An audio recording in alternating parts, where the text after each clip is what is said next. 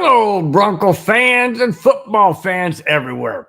Welcome to Broncos Breakdown on the MHRT network, as well as my own channel, Broncos Breakdown on YouTube. I thank you guys for being here.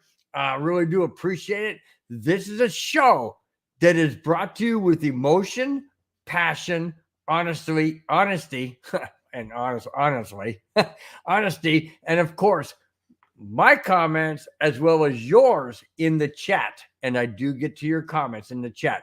I am your host, Bronco Bill. Thanks, guys, so much for showing up on a Friday night right before a good weekend, wherever you may be. Thank you so much for tuning in, whether you're watching, you're listening, you watch it at a later time. It's all well and good, man. Really do appreciate it. Thanks, each and every one of you, as always, each and every week. Guys, as for the first time ever on this show, I'm bringing in all four major sports in my topics: baseball, basketball, football, and hockey. The Jackass of the Week, it's coming around again. Jackass of the Week, I have a passing of an NFL player as well as some baseball. But let's get all into that. I don't want to go down through all the topics and isolate each and every one of them. We'll just get to them, and we'll just have a really good evening tonight. Guys, chime in with your comments, your thoughts. Really do appreciate each and every one of them. And let's start out with a football passing. Longtime former San Diego Chargers tight end Eric Severs passed away at the age of 66 this past Wednesday. He passed away with after suffering a battle with cancer. Now, cancer is an absolutely devastating. We all know that. I mean, we all know that. Absolutely. But it just seems to be so prevalent now and so widespread. And with young guys like 66, I'm 65. Eric Severs, 66. That scares the holy living, what out of me? Thinking that what if? It's sad. It's sad. I continue. The Chargers send their deepest condolences to the Severs friends and family. Absolutely. Eric Severs, remember him as a tight end, a big guy, like 6'3", 256-pound tight end or something. He played with the Chargers since 1981 to 1988. He also played for the Los Angeles Rams as well as the New England Patriots. But his longest stint and his best part of his career was with the San Diego Chargers. I remember him well. He was dynamic. He was a great blocking tight end. Especially on the run game and block and then go out in the pattern. Eric Severs, 66 years old. Wow, way too young to pass away. Condolences to your family and your friends. May you rest in peace. Excuse me. Okay. The Broncos have signed a former Vance Joseph starter. Listen to this. So former Vance Joseph starter has been signed by the Denver Broncos to reunite with Vance Joseph. Denver signed veteran defensive lineman Angelo Blackson, per 9 News out of Denver, Mike Kliss. Joseph and Blackson were together in Arizona when obviously Blackson played for him, and Vance Joseph was a defensive coach. Blackson will be used as a as a depth figure behind Zach Allen and DJ Jones. Well, that stands to reason. I mean, the Broncos already have their starters, their key guys in place, but if he can come in and relieve those two guys whenever it's needed, that's fantastic. That's fantastic because that's what you need. You need depth. I mean, think about it. Okay, if you have a very shallow skill level or skill set or skill 1 through 4 or whatever, it's not going to work. It's not going to work because once you go to your second string, you're just done, or third string, you're just way done. So, that doesn't work. That doesn't work at all. Okay. Now, I know the topic of the show is why did Josey Jewell leave Denver? He was doing great in Denver. He loved it in Denver. Well, there's one key element that made him leave. Was it money? Nope. Was it going back home, getting closer to home? Nope. Was it the fact that he was sick and tired of being on a Bronco team that didn't have winning seasons going to playoffs? No, that's not what he said. It's not what he said at all. Let me get to what Josey Jewell said as to why he left Denver. And anybody out there, chime in on the chat. On any platform we have YouTube, we have Facebook, we have Twitter, we have Twitch, I think. Any one of those, chime in. You tell me what you think Josey Jewell's reason for leaving the Broncos was. It's one word. He said it 3 times. That's how much he emphasized it, okay? All right. I'm going to get into it and see if any of you guys, I know after it's been said, everybody's going to say, yeah, I got that right. All right, let me just say it. You guys chime in and tell me what I think. When the question was finally asked of Josey Jewell as to why he left Denver Broncos for the Carolina Panthers, his answer was one word repeated 3 times. Like I said, one word, 3 times. Here it is. I'm not going to say it. Jewell said, for me, it was blank. I'm just going to leave it like that. See what you guys will fill it in. I'll do it at the end of this topic. For me, it was blank. I wanted some familiarity, and I left like I was playing my best ball under blank. Jewell was referring to, and that's it. After Jewell left, Denver signed inside linebacker Cody Barton to fill Jewell's spot. So what do you think that missing word is? Let me go back and say it again. Okay, just the first couple parts. All right. For me, it was blank. I wanted some familiarity, and I felt like I played my best ball under blank. All right, now I'm going to read it, what he said. Here is what Josey Jewell said, and I quote, for me, it was coaching. Coaching. I wanted some familiarity, and I felt like I played my best ball under them. Jewell was referring, end quote. Jewell was referring to DC, defensive coordinator, not Washington, D.C., defensive coordinator Ejiro Evero and linebackers coach Peter Hansen. Both held their same positions in Denver in 2022. After Jewell left, Denver signed inside linebacker Cody Barton to fill the spot. That's what I mentioned. So there it is. Josey Jewell left because he felt he needed to be with those coaches. Did he not think that the Denver Broncos and Sean Payton would bring in the coaches that he needed? Well, sometimes you have to go with what you're familiar with. And he mentioned familiarity. He mentioned he felt like he played his best under those guys. Okay, that's great. If that's how you feel, then move on. And that's what Josey Jewell did. My problem with that is this. Josey Jewell was a very instrumental part in Denver. I know a lot of people said he missed tackles and he was. Everybody does. Seriously, every NFL player is going to miss tackles. You're going to miss plays. You're just in a wrong position, whatever. If Josey Jewell feels that being in Denver, he would have stayed in that kind of in-between area where he needs to be because the coaches put him in that position, then yeah, you need to go to familiarity. You need to go to where you can play your best. And that's exactly what he did.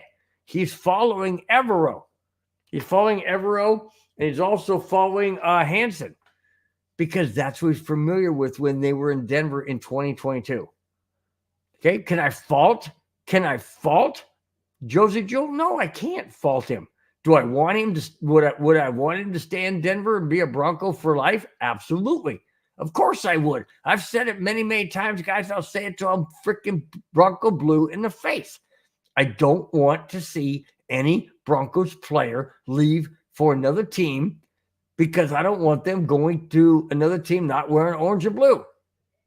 Period. And I don't mean the Chicago Bears. I know they're orange and blue. That's not what I'm saying. What I'm saying is I don't want any Bronco player leaving, going to another team, period.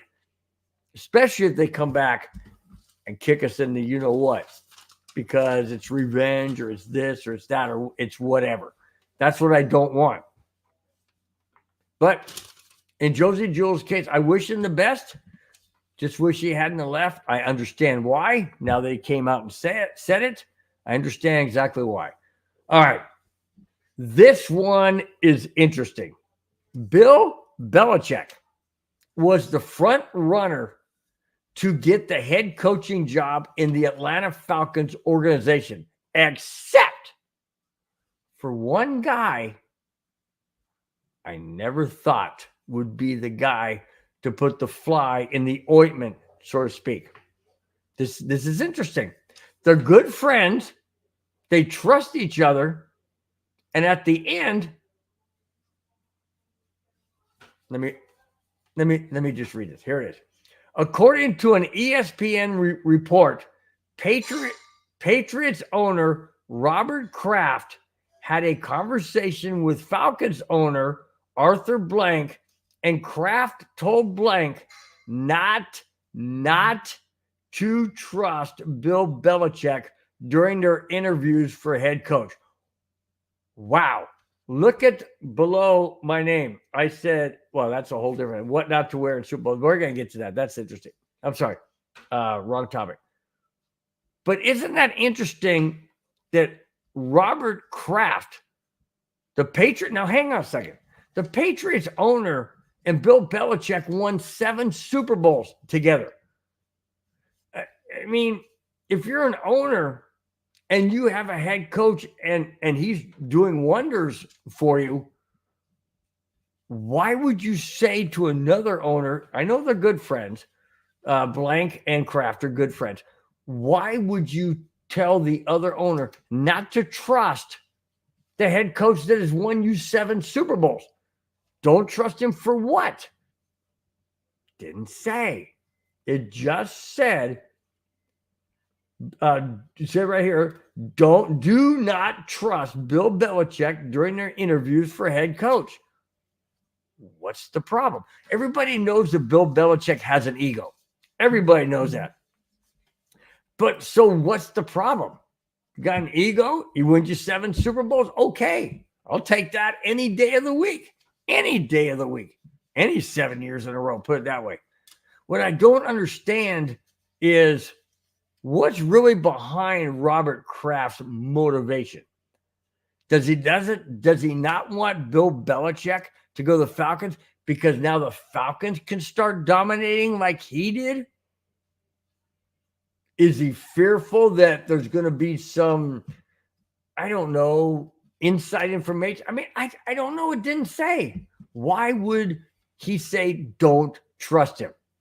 Why? Maybe Belichick said, hey, I don't really need to be GM and head coach and player personnel and everything else that goes along with it. I don't need that. Maybe Kraft doesn't believe Belichick would not want that. But then again, that falls back on, hit the microphone again. That falls back on Arthur Blank, doesn't it? Does it not? Arthur Blank's the owner. Can he say, no, you ain't GM. You're head coach. Plain and simple. Head coach, not player personnel, not GM. You're head freaking coach. He could say that. So what is the motivation, in my opinion, behind Robert Kraft telling Arthur Blank, don't trust him. Don't trust him. Okay, let me continue. Blank was interested in Belichick, and when Blank reached out to Kraft, Robert Kraft, owner of the Patriots, one of his closest friends that he trusts, Kraft reportedly gave him numerous reasons to back off and go in a different direction than hiring Bill Belichick. All of this comes from ESPN. Wow. Wow. Seriously. Does the NFL owners really hate Belichick that much? I mean, in my opinion, you win 7 freaking Super Bowls, and I know everybody's going to say it was Tom Brady. And yes, 90% of the time, maybe it was. But Belichick was doing something correct. Tom Kraft obviously welcomed it. 7 Super Bowls, 7 parades, 7 trophies, lots of money. And now he's telling Arthur Blank not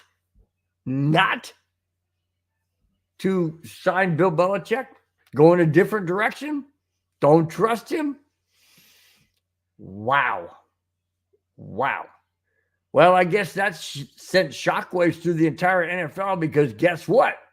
Bill Belichick still isn't hired by any NFL team. That is crazy. All right. Madunga's batting leadoff. Madunga's creepy batting leadoff in the chat says, well, damn. Damn what? Dang what? What did I say? Josey Joel? Possibly. Yep. That's probably right. Muhammad Badri batting second says, hello, friend. Madungas follows it up by saying, hey, Mo Bad. That's right, baby. Mo Bad in the house. All right. Have we had enough of Russell Wilson? And I don't mean on the team and all of this antics and things. I mean, have we heard enough about negative things about Russell Wilson? Well, when Russell Wilson speaks, the old saying used to be when E.F. Hutton speaks, people listen. Well, when Russell Wilson speaks, people comment. And here is a comment from a Super Bowl champion responding to what Russell Wilson said last week, which I also mentioned in my show, but here it is. After Russell Wilson said he has opened a lot of doors for black quarterbacks due to his early success, Mark Schlereth, Super Bowl champion, fired back. Of course he did. Mark Schlereth fires back at everything. So here we go. On Schlereth's quote, The Stinking Truth podcast, Schlereth said, and I quote, by the way, those Super Bowls you went to, saying this to Russell Wilson, by the way, those Super Bowls you went to, you had a generational defense. You had a run game with beast mode. You didn't have a cape on your back, but hang on a second. You didn't have a cape on your back, or swing your team on your back and carry them to the promised land. You were along for the ride to a degree. Very true. Let's be honest about the teams you went to the Super Bowl with, Russell. End quote. Wow. Mark Schlereth is firing BBs, darts, bullets across the bow of Russell Wilson. Because Russell Wilson came out, and I mentioned this in my show last week, that Russell Wilson came out and said, hey, it was me, man, and my early success as to why there's more and more black quarterbacks in the NFL. Really? And Mark Schlereth is saying, wait a minute. Hold on a second. Your success wasn't predominantly you. It was Marshawn Lynch, beast mode. It was the defense, the Legion of Doom. That defense has been copied over and over and over in the NFL since. That was a fantastic defense, a fantastic running game. And oh, by the way, they had a quarterback that was, handing the ball off mostly. Most of the time he handed the ball off. It wasn't a pass-happy offense. It was a run, smash mouth offense. That's what it was. So how can Russell Wilson, in my opinion, as well as Mark Swearer's opinion, say, hey, this isn't about you, dude. This is not about you. You didn't put the team on your back and carry them like a la John Elway. And I know John Elway's not black. I'm not saying that. I'm just saying the difference between carrying a team on your back and making it to the playoffs and or Super Bowl. Even though the Broncos didn't win those early games, the point remains this. When the Broncos did win the Super Bowl 32, who was the Broncos beast mode? It was Terrell Davis, the run game. John Elway didn't have to win that game. Oh, sure, there were some key passes. There was that Ruby Bird run by Elway, but predominantly it was Terrell Davis, 176 yards and missing the entire third quarter because of a migraine. He could have easily racked up over 200 yards. So did John Elway go, well, yeah, because of me? I mean, that just goes to stand, just goes to reason. No, you don't. That's not how it works. It's a team sport. And I mentioned that in my show as well. It's a team sport. It's not all about you, Russell. Quit being on your high pedestal. Where are you getting this from? You're not Tom Brady. You're not Patrick Mahomes. You're not Peyton Manning. You're dang sure ain't John Elway. You've won one Super Bowl, period. How many you been to? 2? John Elway, 5.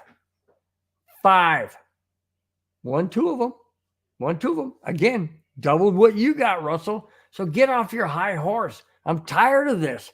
I love the way that Mark Swearer came back and said, wait a minute, it's not about you. It's about the team.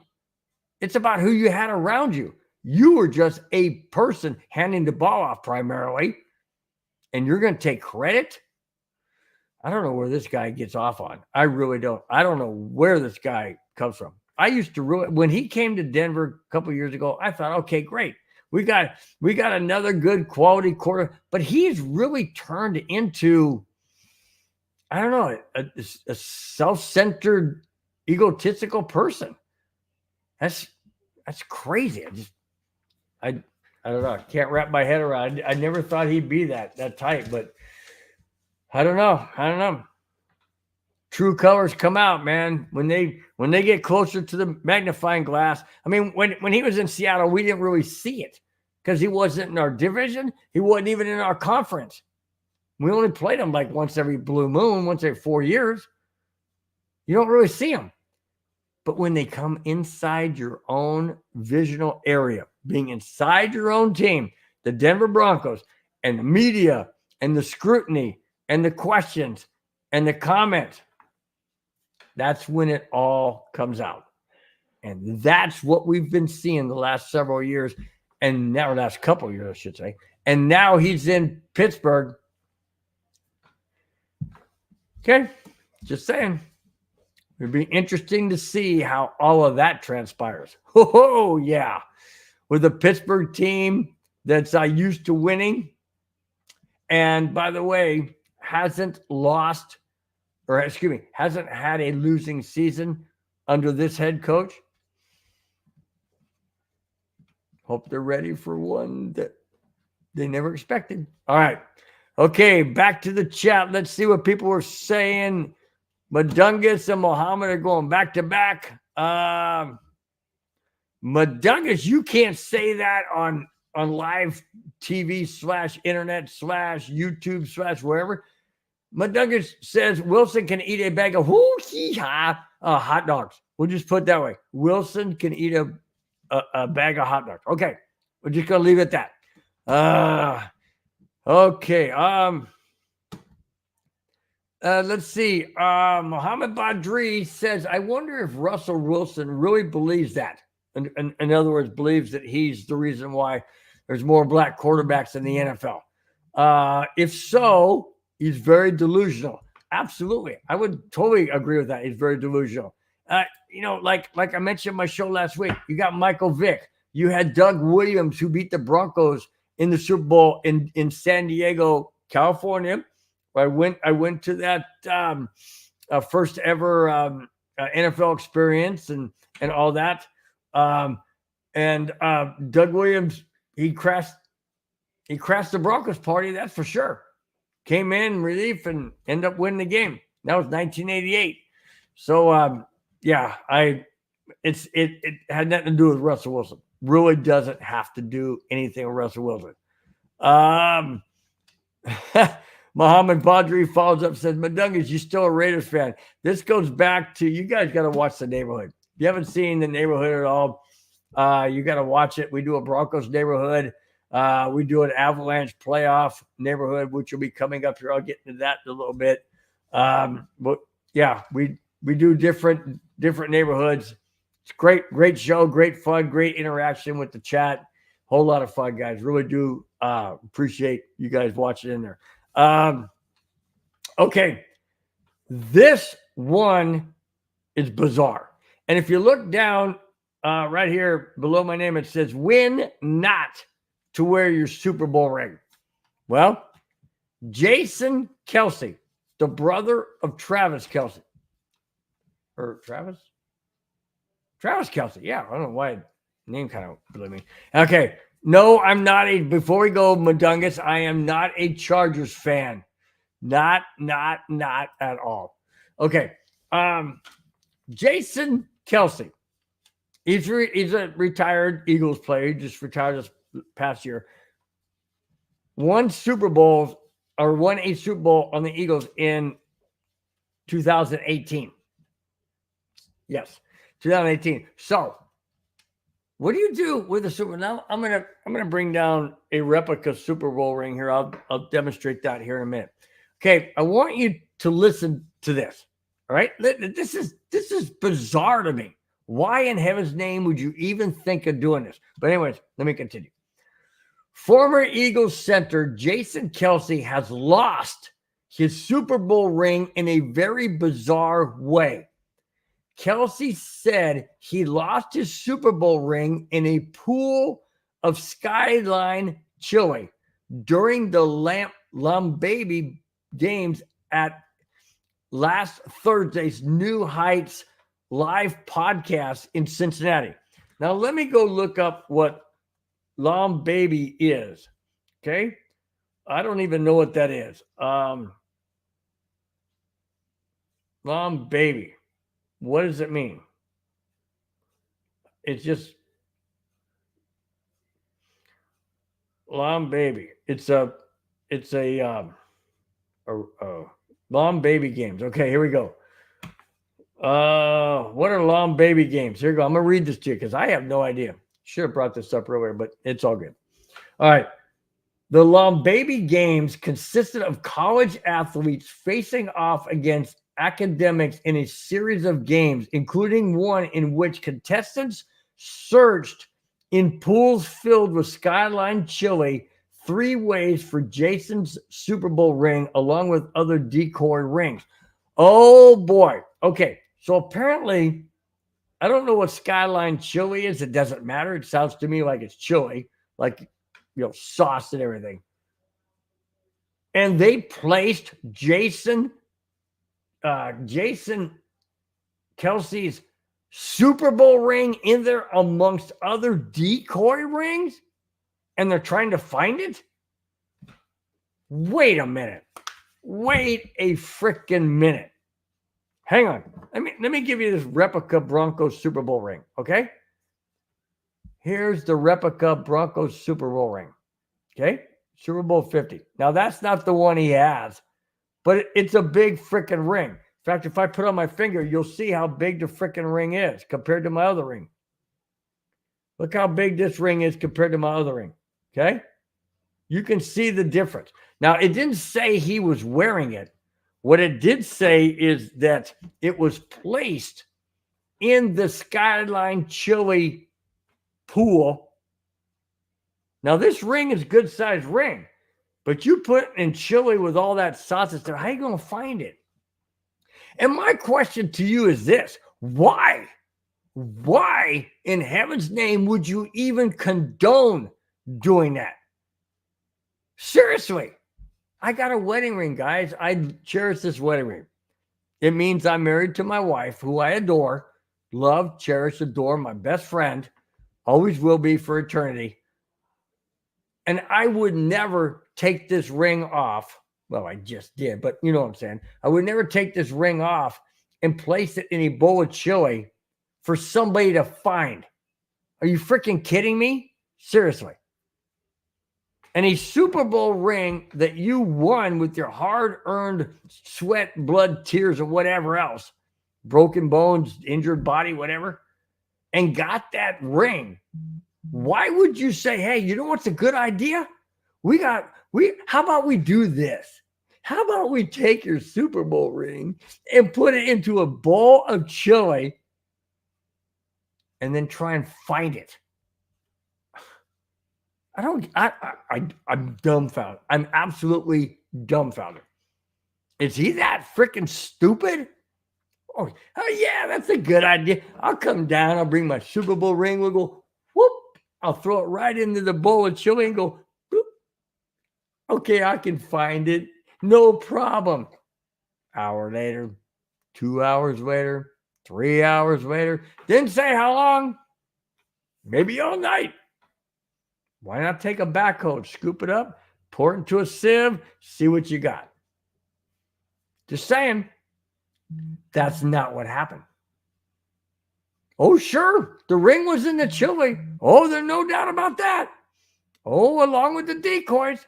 Oh, you bet your bottom dollar. Listen to this. Kelsey said they could not find it. All this stuff has been thrown away, so I think my Super Bowl ring is now in a landfill someplace in the Cincinnati tri-state area. End quote. Get out a metal detector because you're going to need it. You're going to need that metal detector there, Kelsey, or anybody else. Can you imagine? People all over Cincinnati area are like, damn, I got to buy me that doggone. I got to buy me the best metal detector I can find. I got to find me a diamond detector. How about a gold detector? How about all the three above? Because that's what it's going to take. Can you imagine going out there? Excuse me. Can you not back up over there? I got an idea. The ring might be there. Whew. And if the ring is there and it's been run over by one of those big, those metal, what do they call them thing? Those, they look like tanks, but the metal tracks. Those things dig in. They have to dig in so they can churn up the dirt. Oh my gosh, you'll never find it. Never ever find it. Again. My question is this: stupid or stupid? I mean, stupid is as stupid does, and obviously, he didn't really care too much about a Super Bowl ring. Oh yeah, sure, no problem. I'll just go ahead and toss it in a big old bowl of chili. Yeah, it's for a good cause. Yeah, it's for a good cause. The good cause was you lost it, you stupid idiot. That's not a good cause, in my opinion. I mean, I don't know if it was a charity event. It was just I don't know, attention. I have no idea. They didn't say what it was really for. It was just a podcast. Why? I would never do it. I would never do it. No, I don't take chances like that. Some people do. That's why there's a lot of gamblers out there. People take chances, and we will talk about a gambler coming up here. In fact, it is the next segment, which I will talk about. This involves, we just did football. We've done football. We did baseball. Talk about Whitey Herzog. I didn't mention, but Whitey Herzog did pass away. St. Louis Cardinals manager. He passed away this past week. World Series champion, all that. So yeah, baseball is Representative Whitey Herzog, and we definitely talk football. And now we're going to talk about. Yep, that's it, guys. You got it. The jackass of the week.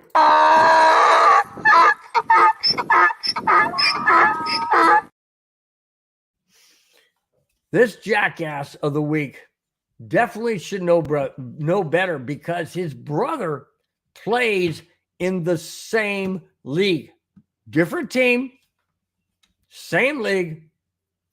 Brother should know about it. Unless it's definitely hidden, which it sounds like. And if it was hidden to that degree, then there's nobody to blame but himself. And obviously there's nobody to blame but himself anyways. But if somebody in your family, would say a brother, a sister, a mom, dad, a cousin, niece, whatever, whatever, coworker, notices something and say, hey, dude, you probably shouldn't be doing that. You can get kicked out of the league, get in trouble, you get fined, suspended, whatever. They, in my opinion, would make, would make comments that say, hey, you got to quit doing this, and talk to them.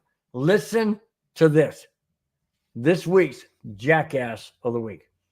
The NBA has banned Toronto Raptors Jonte Porter, brother of Nuggets Michael Porter, after an investigation found that Jonte Porter changed his participation in a game for betting purposes. Oh my gosh. This is what I've always thought. Why the NFL, NBA, other organizations, other leagues don't allow betting on teams, whether you play for that team, whether you bet on your team or you don't. Reason being is because exactly what this says. Listen to what it said again. Porter changed his participation in games for betting purposes. Excuse me. That means whatever he bet on, if his participant, let's say the bet was he'll play 28 minutes in a 40-minute game, or a 48-minute game, he'll play 30 minutes. And let's say he bets on under that he'll play 30 minutes. Now, he's not betting on the team. He's betting on that wager of himself in the game. And he goes, you know what? Dang, I'm at 24 minutes right now. I can't get to 30. All right, coach, I'm not feeling good, man. Yeah, my back's kind of tight. I got to sit this one out. Just don't know if I can make it, man. I think I'll be fine. Give me about another, let's say there's 8 minutes left in the game. Give me about another 4 minutes. I think I'll be okay. So he puts him back in. Let's say Jonte Porter has 23 minutes and the bet is under 30, and he said he can go back in with 4 minutes left. Well, that makes it 27. He's under 30. He plays all 4 minutes. He's won the bet. That's what this means. Again, let me say this once again. The investigation found that Porter changed his participation in games for betting purposes. Let me continue. Porter has been leveled a lifetime ban due to violating league rules. No kidding. No kidding. Listen to this. According to the investigation, an $80,000 parlay proposition bet with an online sports book was placed to win $1.1 million, wagering that Porter would underperform in a March 20th, just this past March 20th of 2024 game. So it goes, he put down $80,000 to an online sports bookie, probably under a different name. Maybe somebody else placed it. His money placed to win $1.1 million if Jonte Porter underperformed in a March 20th 2024 game.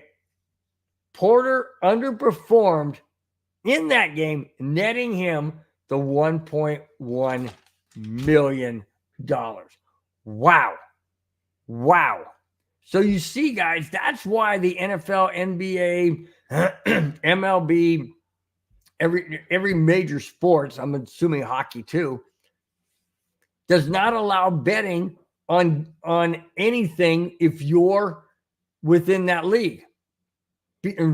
Just stated, you could sit there and find a parlay or a betting line where you personally, an athlete personally, can manipulate that outcome. And that's exactly what Jonte Porter did. He single-handedly took an $80,000 bet and bumped it up to a $1.1 million payout. Why? Because he underperformed. And yeah, he underperformed because he knew what he had to do to underperform to get that money. That's why you can't bet if you're a active player. You can't do it because it's right there in black and white. I mean, think about it. Think about the different ways. I'm not a gambling person. I could care less about it. I don't even do the California lotto scratchers. I've done them before, and the most I've ever won is $50. I'm like, okay, whatever, it's nice. And then, but no, that's not my attraction. That doesn't get my blood flowing. Doesn't make me doesn't make me go, I gotta get this. Oh, I gotta scratch it. Oh, I gotta win. No, I don't care. My wife likes to go to the casinos and stuff, and she'll play the slots, and she'll maybe win $100 or $50 or $60. She puts it right back in. We come home. You know what we come home with? This guy's money. Because I don't bet. I just walk around, watch people, watch different tables of people playing. Hey, how you doing? Listen to some band or something like that. Walk around, go back over, see what my wife's doing. Kick back, kind of look at a machine, and it's sitting there going, you want to play this? You want to play? I said, no, I don't. Because if I put $20 in there, I ain't getting nothing back. I mean, that's just me. I can't do this. And $80,000, dude, I can't even put $20 into a freaking slot machine. Seriously, I put $20. I'm like, what am I going to get back? I go store and buy something for $20. I'm getting something back. I put $20 in my gas tank. I get $20 worth of gas. Put $20 into a slot machine. You ain't guaranteed to get nothing. When I go to the store, I'm guaranteed to get something. If I walk in there and I buy something, a bag of peanuts or some water, something like this, I'm coming home with something. I give them money, they give me something back. Slot machine, I give them money, they give me nothing back. That's why I don't do it.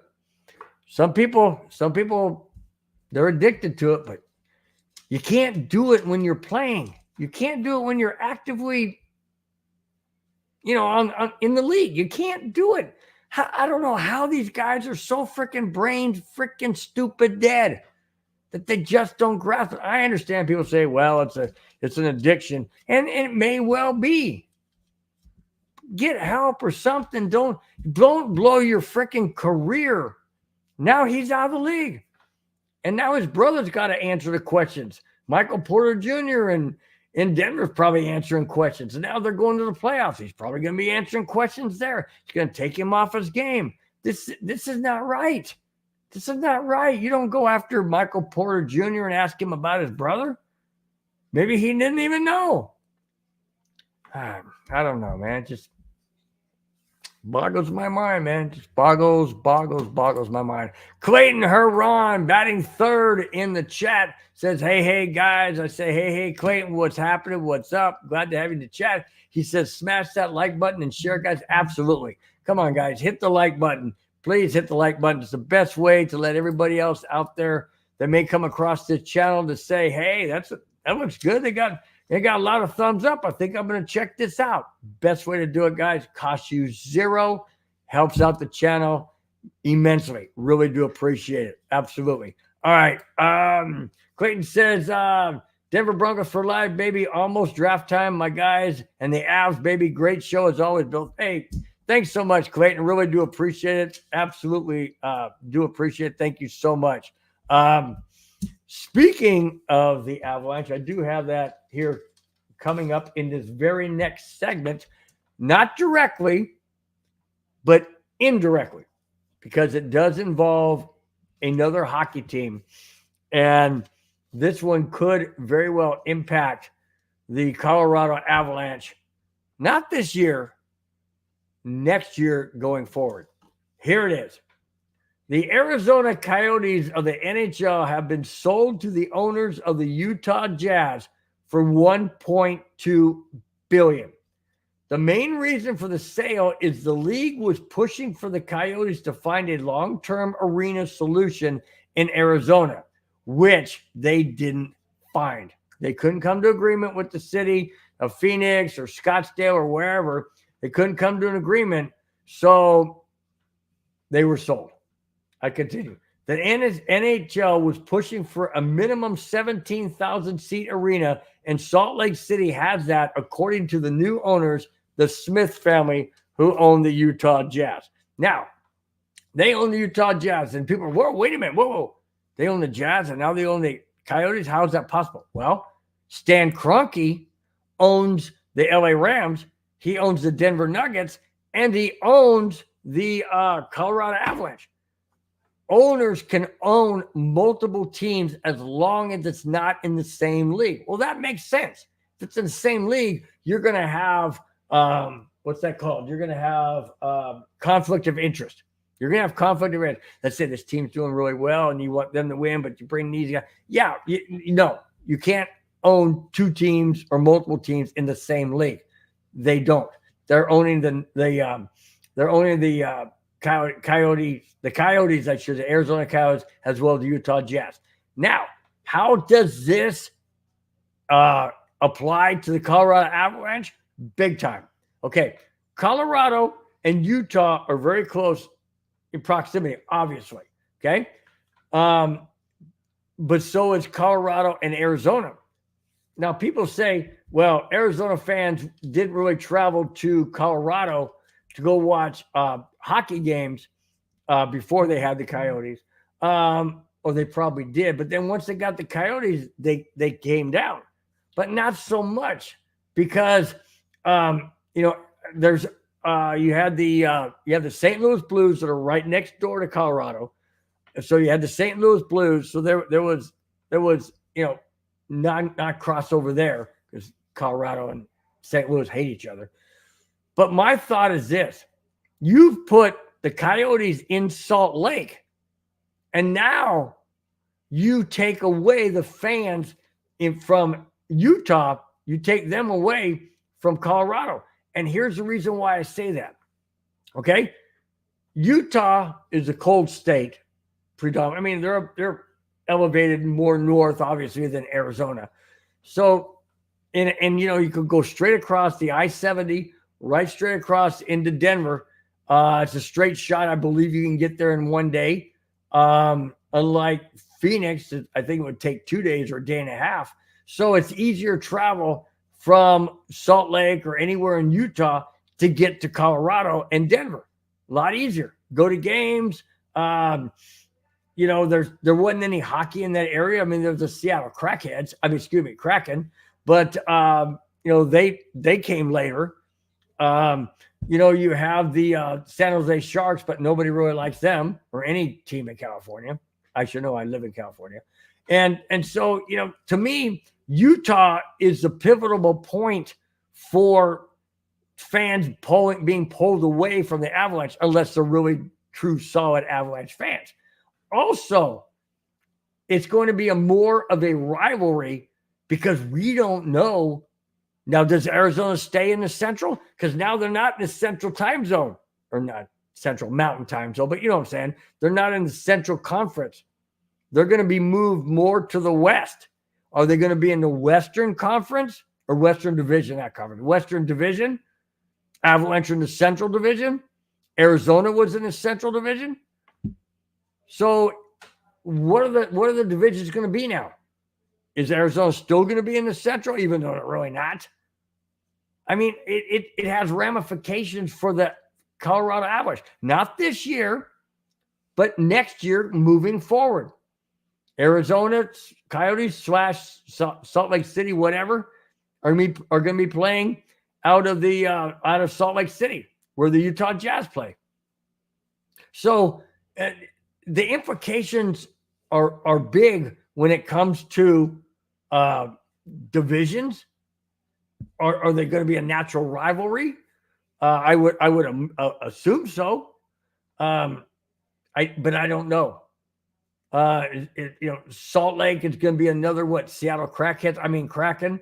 They're going to be another one of them where they go to a new city and everybody just falls head over heels and can't get enough of the team and all that, and then they end up being really good because fan support and money generated and all of that. Of course it's going to happen. Of course it's going to happen. I just don't know what division, or do they stay in the Central? Do they move to the West? Does somebody else come to the Central? Is there a new team in Arizona here in the next several years? I don't know. Interesting. But that move does have ramifications for the Colorado Avalanche. No doubt about it. Just don't know which way it's going to go. And that's the part that I don't know. Won't know probably till next year. Easily till next year. So anyways, that's interesting. And speaking of Colorado Avalanche, wearing a hat on purpose, Colorado Avalanche opened their playoff first round at Winnipeg Jets this Sunday. Looks like 4 p.m. Pacific time. 5 Mountain, 6 Central, 7 Eastern. That's what it looks like. The MHRT network is going to have the neighborhood, myself as Madungus Creevy as well. We'll be doing the Avalanche neighborhood watch, and we welcome each and every one of you to participate in the chat. Come on in there, say what you need to say. Hopefully the Avalanche can somehow figure out a way to beat Winnipeg, because this year the Avalanche played the Winnipeg Jets 3 times and the record was 0-3. So that being said, I don't give a whole lot of credit to the Avalanche beating the Winnipeg Jets, but what they say is anything can happen in the playoffs. It's the second season of the year. So Avalanche, Winnipeg Jets at Winnipeg this Sunday, 4, 5, 6, and 8. 4, 5, 6, and 7. MHRT Network Neighborhood Watch. All right. Next to the last topic before I get in there, D-Rock. D-Rock is in the house. He said, "Sup, fellas?" I say, "What's up, D-Rock? Nice to have you." As always, Nino Martinez, don't believe I've seen you before. Thank you so much for being in the chat. Says, "We are going to win the Super Bowl this year. Denver Broncos got this." Woo! Wow, Lino. Let me. Oh man, you threw me for a loop. I got last two topics, and man, you threw me for a loop. So let me discuss this a little bit. You say we're going to win the Super Bowl this year, and you say that Denver Broncos got this. Okay, let me ask you a question, Lino. Who's our quarterback? Who's our receivers? Who's our tight ends? Who's our offensive line? Who's our safety? Who's our corner if we lose PS2, which hopefully not? So my question to you is big time fold. Who's our quarterback? Who's our receivers? Who's our safety? Who's our line? And yeah, people say, "Oh, we're going to draft a quarterback." Okay, great. Is he going to come in and be a Patrick Mahomes? I don't think so. Is he going to come in and be a Justin Herbert? As much as I can't stand him, I don't think so. Is it going to be a John Elway? Well, he wasn't great when he first came in. He lined up behind the guard. You don't do that. The center's the one that has the ball. I love your optimism. I really do, Lino. I love your optimism. I just can't buy it at this point in time. maybe during, as the season goes on, let's say we have a 9-4 record, a 10-3 record, then I'll say, okay, yeah, we got a legitimate shot. Last couple of years, 5-12, 8-9. I can't buy it. I can't buy it. Really do love your optimism, man. Really love your optimism. Thanks for chiming in the chat. Keep bringing keep bringing your comments. Really do appreciate it. David Burns says, that's funny. What's funny? That we'll win the Super Bowl? I wouldn't say it's funny. On any given Sunday, anybody can win. Any given year, any team can win. I mean, just the way it goes. Sometimes they're lopsided. Sometimes they're super close. I'll tell you what. I'll be laughing all the way to the bank if we do end up winning the Super Bowl. That'd be great. Lino Martinez says, we got all this in draft. We got to have faith in Denver. Yeah, we do. But, it's difficult to have that kind of faith, Lino. And I'm totally being respectful. It's awful tough to have that kind of faith when the last 7 years we haven't even been to the playoffs. So it's tough to swallow that we'll make the playoffs and go all the way to the Super Bowl and win it when we haven't been there in 7 years. Like I said, love your optimism. Love your thought process. Hope you're right, man. I hope you're right. Go to Vegas. Well, speaking of betting, maybe you shouldn't or anybody else, but I don't know. It'd be kind of fun to put $100 down the Denver Broncos to make the playoffs, and if they do, it'd be awful nice to have that little paycheck. That'd be pretty sweet. Totally pretty sweet. All right, next to the last topic. All right, guys, we're almost going to hit the 1 hour mark. So next to the last topic, really do appreciate each and every one of you hanging around. Really glad you're here with your comments in the chat. Before I get on there, David Burns says, I buy the Broncos the Super Bowl out of a gumbo machine to say they was. Wow. Woo, man. That's harsh, dude. That's harsh. That's tough. That's tough, David. But hey, I know we all laugh when we make jokes and mockery and things, but it's because we haven't been to the playoffs in 7 years. We really haven't. I mean, what are you going to say? What are you going to say? Speaking of, and perfect segue into this topic, guys, and I choreograph every one of my topics to kind of coincide with how I think the show's going to go. And you guys, 9 times out of 10, are dead on point with your comments. That leads me right into the next topic that coincides with you guys are saying. All right, you're talking about playoffs. You're talking about Super Bowls. We're talking about winning seasons or quarterbacks that have taken us to the promised land. Whoa, hit the microphone. Sorry, guys. Or won games or had a winning season. Listen to this. Listen to this stat. And this comes from ESPN. Okay, here it is.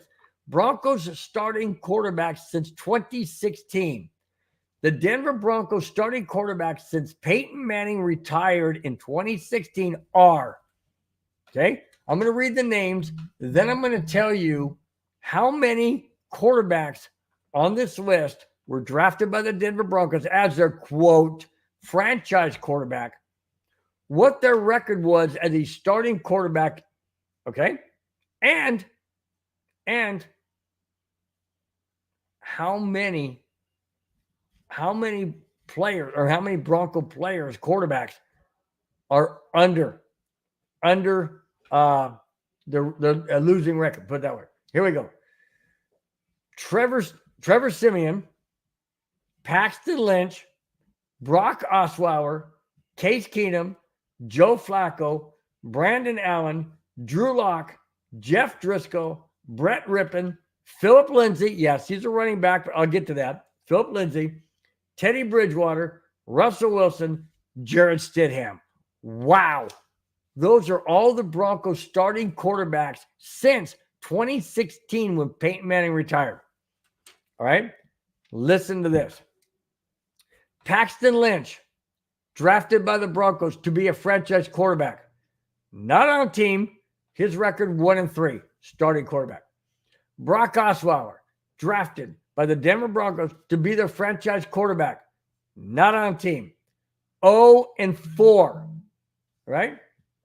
Let me go down the list. Drew Lock, drafted by the Denver Broncos to be the starting quarterback, franchise quarterback. Record 8-13. Okay? Now, Brett Rippon, did we draft him? I think we did. Not mistaken, but I'm going to say it. Brett Ripken, record. One other player other than Brett Ripken of these quarterbacks since 2016 had a winning record as a starting quarterback. Brett Rippon, 2-1. 2-1. Okay, and it's not a big sample size, but he's 2-1. Ready? You know who the other Broncos winning quarterback wasn't drafted? He came over, if I'm not mistaken, from the Minnesota Vikings. Trevor Siemian, 13-11 as a starting quarterback. All the other quarterbacks had losing records. Let me go down the list once again. Okay? Trevor Siemian, 13-11. Paxton Lynch, 1-3.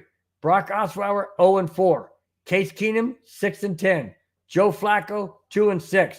Brandon Allen, 1-2. Drew Lock, 8-13. Jeff Driscoll, 0-1. Brett Ripken, 2-1. Philip Lindsay, running back. Yes, this was in the year where the Broncos quarterbacks were removed. Well, not removed, but suspended from the team, from the organization, or excuse me, from the NFL because of the COVID thing. They weren't wearing their masks. They said they were. They lied to the NFL. So Philip Lindsay had to come in that game and play in that game. So that's why his record's 0-1. He was the starting quarterback at the time. He was 0-1. Teddy Bridgewater, 7-7. Russell Wilson, 11-19. And Jarrett Stidham, 1-1. Those are the quarterbacks that the Broncos have had since Peyton Manning retired in 2016. Two of them had winning records. Neither one of them are on the team anymore. In fact, the only quarterback that's on that team currently is Jarrett Stidham. 1-1 record as a starting quarterback in the Denver Broncos. Wow. And Paxton Lynch, Brock Osweiler, Drew Lock, those three for sure were drafted by the Denver Broncos to be their franchise quarterback. All of them. Okay, let me see what their combined record. Let me add this up real quick. Paxton Lynch was 1-3. Brock Osweiler 0-4, so that's 1-7. And Drew Lock 8-13, so that's 9-20. 9-20 record with the three quarterbacks the Denver Broncos drafted to be their franchise quarterback. How'd that work out? Well, it worked out really well because obviously it didn't work out well, I should say, because they're not on the team anymore. A record of 8-20? 8-20. Is that what I said? 9-20. 9 wins, 20 losses. Nope, that ain't going to get it done. And that's why they're not in the Broncos team anymore. Holy smokes, man. Holy smokes. Just unbelievable. Unbelievable. And do the Broncos draft a quarterback at number 12 in this week's draft coming up, this coming week? Do they? I don't know. Sean Payton has never drafted a quarterback in the first round. Ever. Does that change this year? I don't know. Should it change this year? I don't know. We'll find out when the draft comes. Do they move up and sacrifice the greatest, or not the greatest, well, the greatest cornerback this past season, that past 2 seasons, and Pat Surtain the second, to get a quarterback? We have no idea if it's going to pan out in the NFL. But we do know what we have in PS2. I mentioned it many times. Don't do it. Don't frickin' do it. Don't. Listen to me. Don't do it. Period. Okay? End of discussion. Oh, man. Now you've said it, Lino. Now you've said it. Lino Martinez said we should have kept Tim Tebow. Abso-frickin-lutely. Absolutely. I love that guy. Absolutely love Tim Tebow. Loved his emotion, loved his passion, loved his faith, I just love the fact of watching a Bronco game and knowing that the first 3 quarters, as long as we're close, we got a chance to win this thing. Because Tim Tebow, that's what Tim Tebow does in the fourth quarter. How about the game against the Miami Dolphins? Lino, let me know if you know this one. If you don't, look it up on YouTube. Miami Dolphins, Tim Tebow brings back the Broncos against the Miami Dolphins. It was in Miami, and it was, I believe it was 13-0 or 17-0. 16, I think it was 16, weird numbers, either 13-0 or 16-0. Anyways, Tim Tebow, fourth quarter, goes down the field, and Broncos win the game. Broncos win the game. It's crazy. You got the game. What was the other game? He did that. Well, then of course, the most famous Tim Tebow play and pass ever, or game, in my opinion, was a playoff game against the Pittsburgh Steelers in Denver. When it went to overtime, it was the very first overtime decision where if the team that had the ball first goes down and scores a touchdown, the game's over. The other team doesn't get a chance to retaliate. Nope, game was over. First play in overtime. Tim Tebow goes back to pass, hits a wide open, the late Demaryius Thomas across the middle, catches it, I believe, about the 35, 40-yard line, and runs all the way around the outside edge, all the way into a touchdown. Denver wins the game and goes on to New England. We didn't win. We didn't beat New England, but it didn't matter. We did something. I'm a Bronco fan. It's we. Get it? Get it? I will always be we. I'm always part of the Broncos because I'm the fan.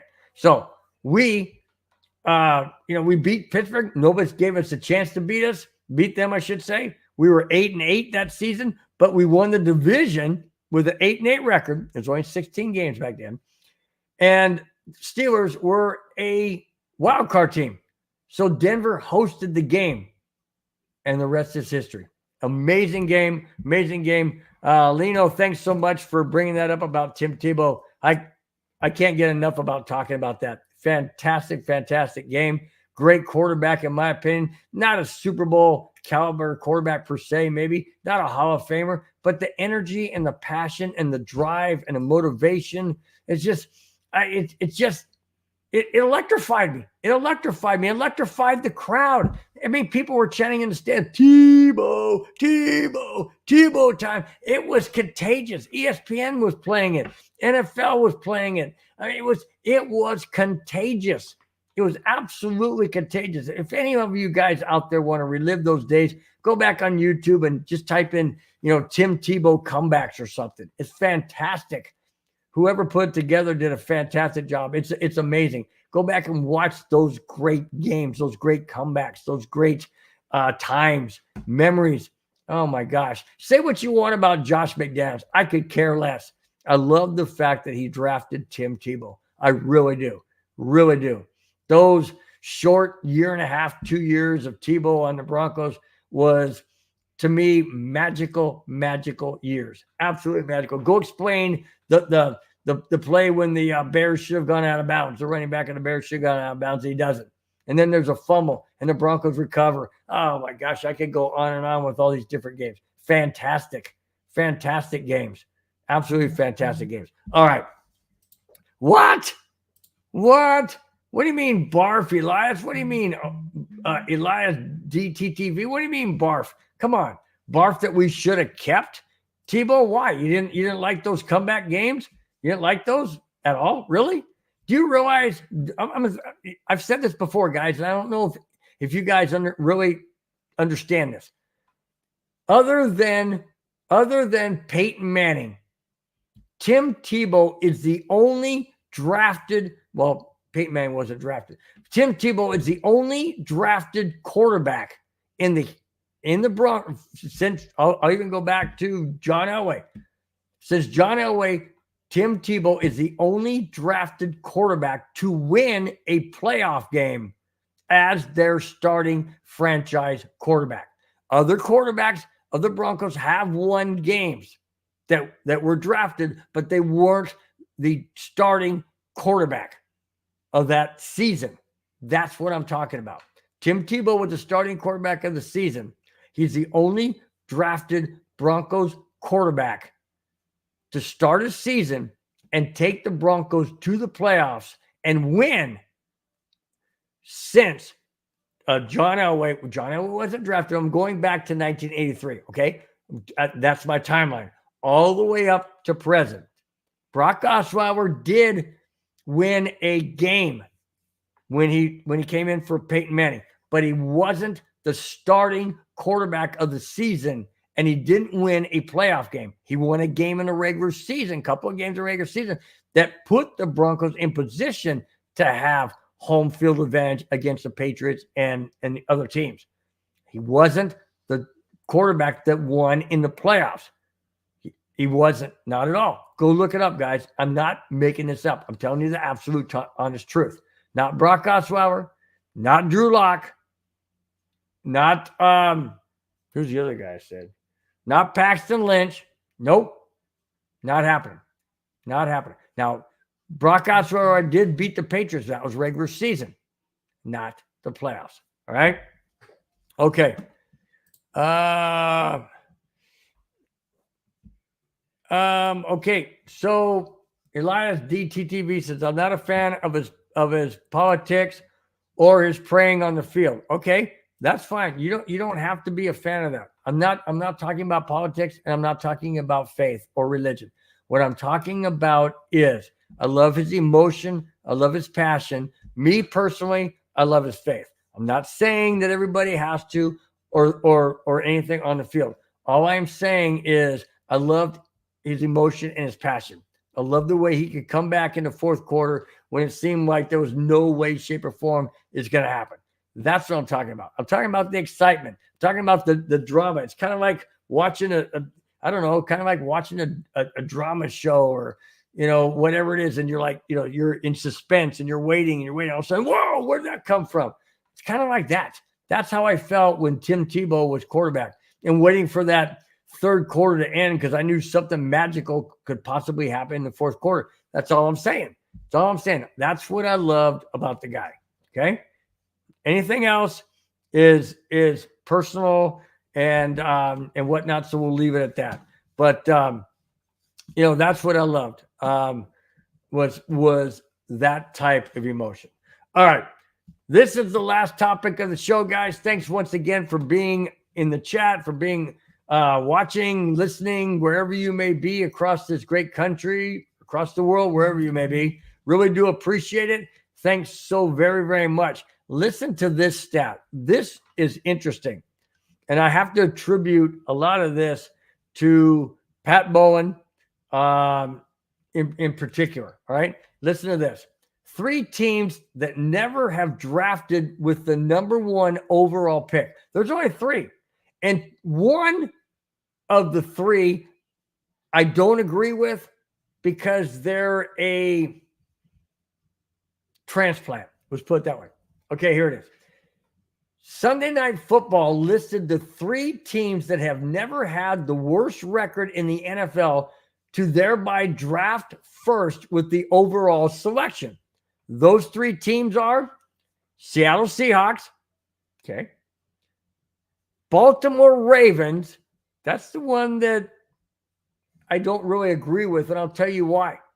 Because the Baltimore Ravens are only been the Baltimore Ravens for what, 15 years maybe? Before that, they were the Cleveland Browns. Well, the Cleveland Browns aren't listed in the top in these 3 here, so we know the Cleveland Browns have drafted first overall. Well, doesn't that mean that that's on the heels of the Baltimore Ravens? Same team, same owner. So when they say Baltimore Ravens, yes, it's Baltimore Ravens haven't been in last place and had the first overall draft pick ever because they haven't been around forever. They haven't been around since 1960. The oldest team on here of the 3, Seattle Seahawks haven't been around since 1960, I don't believe. Baltimore Ravens certainly haven't been around since 1960.